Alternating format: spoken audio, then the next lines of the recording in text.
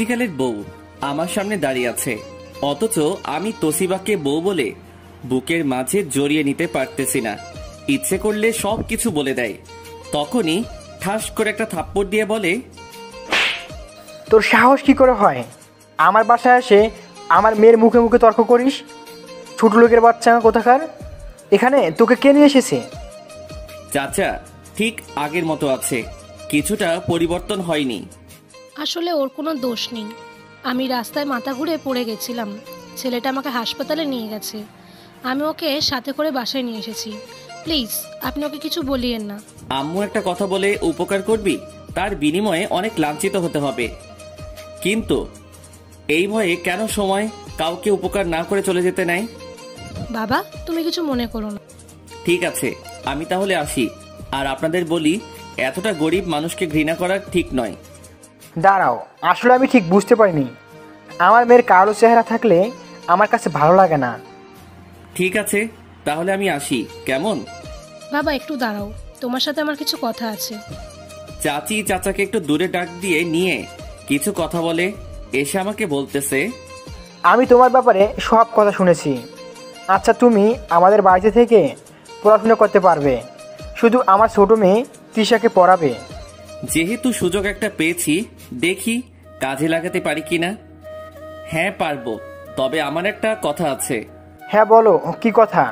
আমাকে কিন্তু রোজ কলেজে যেতে দিতে হবে, আর আমাকে কেউ গরিব ছোট লোক বলতে পারবে না। ঠিক আছে, যেও, আর তোমাকে কেউ কিছু বলবে না। ঠিক আছে, তাহলে আগামীকাল আমি আমার সব কিছু নিয়ে চলে আসব। আজকে যাই, কেমন? যাক, তাহলে বউকে এখন কাছ থেকে দেখতে পারবো। তবে আব্বু আম্মুকে ম্যানেজ করব কি করে? যাই, বাসায় যাই, তারপর একটা উপায় বের হবে। রাস্তায় চিন্তা করতে করতে একটা উপায় বের করে নিয়েছি। বাসায় এসে আব্বুর পায়ে পড়ে গেছি। মামুন, কিরে, কি হয়েছে? আমার সব বন্ধুরা মিলে 1 মাসের জন্য পিকনিকে যেতে চাইছি চট্টগ্রাম। আপনি আমাকে অনুমতি দেন, আমি এসে আপনার পছন্দ করা মেয়েকে বিয়ে করব। আরো কিছু চাপা মেরে আব্বুকে রাজি করালাম। ঠিক আছে, তাহলে কাল সকালে আমি তোকে বাসে উঠিয়ে দিয়ে আসবো। না না, আপনাকে কষ্ট করে যেতে হবে না, আমি নিজেই চলে যেতে পারবো। আব্বুকে কিছুক্ষণ বুঝিয়ে নিলাম, অবশেষে আব্বু রাজি হয়েছে। রাতটা কোনো রকম ছটফট করে কাটিয়ে সকালে ঘুম থেকে উঠে নাস্তা করে রওনা দিলাম পিচ্চিকালের বউয়ের কাছে। আজ থেকে আমার নতুন মিশন শুরু। যেই করেই হোক তোসিবাকে আমার জীবনে পেতে হবে। প্রায় 2 ঘন্টা পর পিচ্চিকালের বউয়ের বাড়িতে এসেছি। বাবা তুমি এসেছো? হ্যাঁ এসেছি। আচ্ছা, আমি আপনাকে আন্টি বলে ডাকলে আপনার কোনো সমস্যা হবে? না, কোনো সমস্যা নেই। এই তিশা, তোর এই ভাইয়াকে তোর আপুর পাশের রুমে যে গেস্ট রুমটা আছে সেখানে নিয়ে যা। আচ্ছা ঠিক আছে ভাইয়া, আসুন আমার সাথে। বলে তিশা আমাকে হাত ধরে নিয়ে যেতেছে। তিশা, তোমার আপুর রুম কোনটা? এটা আপুর আর এটা আপনার রুম। ঠিক আছে, তুমি এখন যাও। তিশা চলে গেছে। আমি রুমে গিয়ে ব্যাগটা রেখে তোসিবার রুমে ঢুকে গেছি। গিয়ে দেখি তোসিবা রুমে নেই। বাথরুম থেকে দরজায় হাত বাড়িয়ে বলতেছে, বুড়ি, রুমে এসেছিস, তাহলে আমার তোয়াল্লাটা দে। আমি দাঁড়িয়ে আছি, দিতেছি না। এদিক সেদিক তাকিয়ে দেখি খাটের উপর তোয়াইল্লা রাখা। কাছে গিয়ে তোয়াইল্লা দিব, তখনই তোসিবা দরজাটা খুলে বলে, এতক্ষণ লাগে তোয়াইল্লা দিতে? চেয়ে দেখে আমাকে সাথে সাথে এক চিৎকার দিবে। এমন সময় আমি কাছে গিয়ে তোসিবার মুখ চেপে ধরে বলছি, ম্যাম আপনার পায়ে পড়ি, আমার ভুল হয়ে গেছে। আমি ভাবলাম এই রুমে আমাকে থাকতে বলছে, আমি কিছু দেখিনি। এই চোখ বন্ধ করে নিব এক্ষুনি। প্লিজ ম্যাম, আপনার কাছে অনুরোধ, কাউকে কিছু বলিয়েন না, কেমন? তোসিবা মাথা দিয়ে ইশারা করছে, কাউকে বলবে না। তারপর হাতটা মুখ থেকে সরিয়ে নিয়েছি। তোমার সাহস হলো কি করে আমার রুমে ঢোকার? এক্ষুনি আমি সবকিছু আব্বুকে বলে দিব। তোসিবা ইসমাইল প্লিজ বলে কিছু ছবি তুলে নিলাম। যাও এখন কাউকে বলো, তাহলে তুমি যে দোকান খুলে রাখছো তা সবাইকে দেখিয়ে দিব। তখনই তোসিবা নিজের দিকে তাকিয়ে লজ্জা পেয়েছে।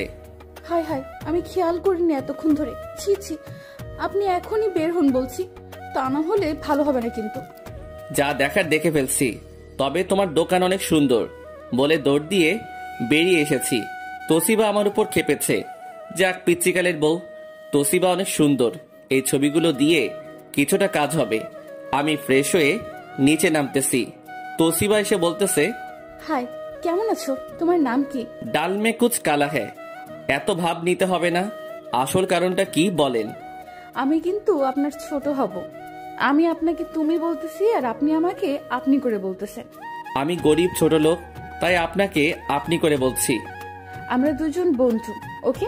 এখন থেকে তুমি করে বলবে। না থাক, আমার বান্ধবীর কোনো দরকার নেই বলে চলে এসেছি।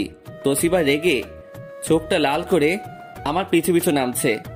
আপু, দুলাভাই এসেছে, ওই তো এখানে বসে আছে। সোহেল এসেছে, চলো ওর সাথে দেখা করি। তোসিবা তিশাকে সাথে নিয়ে গেছে। আমি পিছু পিছু গেলাম, গিয়ে দেখি সোহেল চাচা চাচির সাথে বসে গল্প করতেছে তোসিবার কাছে। যাবার পর তোসিবাকে রেখে চাচা চাচি চলে গেছে। তোশিবা, আমি ভাবছিলাম লং ড্রাইভে যাব, তুমি কি বলো? হ্যাঁ, আমি ফ্রি আছি, চলো যাই। তখনই আমি কাছে গিয়ে বলি, হাই সোহেল, আমি আল ইসলাম, তিশার টিচার। তা আমি কি করব? তোশিবা চলো, দেরি হয়ে যাচ্ছে। আঙ্কেলকে বলে দাও তোসিবা, তা না হলে আঙ্কেল তোমার জন্য চিন্তা করবে বলে আমি নিজেই ঢেকে আনছি। আঙ্কেল সবকিছু শুনে বলে, সোহেল, আজকে নয়, তোমরা আগামীকাল যেও, কেমন? আজকে আমার এক বন্ধুর বাসায় রাতে পার্টি আছে, সাথে তোমাদেরকেও নিতে বলেছে। ঠিক আছে, তাহলে আমি এখন বাসায় যাই, রাতে আসবো, কেমন? হ্যাঁ হ্যাঁ, তা একদম ঠিক আছে। সোহেল আমার দিকে তাকিয়ে চলে গেছে। আমি তিশার সাথে বসে দুষ্টুমি করে আজকে সময়টা পার করে দিয়েছি। সন্ধ্যায় আমি রুমে শুয়ে আম্মুর সাথে কথা বলতেছি। ভাইয়া, আপনাকে আপু বলেছে আমার সাথে যেতে, আপনাকে রেডি হয়ে নিচে আসতে বলছে। ঠিক আছে, যাক তাহলে আজকে তোসিবাকে মজা দেখাবো। যাই, আমি গিয়ে একটু ফ্রেশ হয়ে নেই। কিছুক্ষণ ধরে নিজেকে ভালো করে মানজা দিয়ে নিলাম। যখন নিচে এসেছি, তোসিবা আমার দিকে তাকিয়ে আছে। সবাই রেডি হয়ে আঙ্কেলের বন্ধুর বাসায় গেলাম, সাথে সোহেল ছিল। ভাইয়া, তুমি আমার হাত ধরে রাখবে, আমি অনেক সুন্দর তো, আমাকে যদি কেউ চোখ মারে তাহলে আমি তোমাকে বলবো, তখন তুমি সবাইকে ঢিসুম ঢিসুম দিবে। হ্যাঁ, তুমি তোমার আপুর থেকেও সুন্দর, তোমাকে তো চোখ মারবেই। তখনই তোসিবা আমার দিকে চোখ লাল করে তাকিয়েছে। আমি আর ওর দিকে তাকাইনি, অন্যদিকে তাকিয়ে অনুষ্ঠানে গেলাম। একজন ভদ্রলোক এসে চাচার সাথে কথা বলছে। উনি সবাইকে আমাকে তিশার টিচার বলে পরিচয় করিয়ে দিছে। আচ্ছা মিস্টার, আপনার গার্লফ্রেন্ড নেই? না, নেই, এইসবে আমি বিশ্বাসী নই। তিশা চলো, আমরা ওই দিকে যাই, তোমার দিকে কুনজর দিতেছে, তুমি দেখো না? তখনই তোসিবা আমার দিকে তাকিয়ে আছে। আমি চলে এসেছি। কিছুক্ষণ পর তোসিবা তার কিছু বান্ধবী নিয়ে এসেছে, সাথে সোহেল এসেছে। নেন, আপনার জন্য আমরা সবাই মিলে শরবত নিয়ে এসেছি। আপনি এখানে বসে বসে আমার ছোট বোনকে কুনজর থেকে রক্ষা করতেছেন। থাক, আমার লাগবে না, আপনি একা খান, আমি শরবত খাই না। তখন সবাই শরবত নিয়েছে, তবে একটা গ্লাস অন্যরকম, এটা কেউ ধরতেছে না।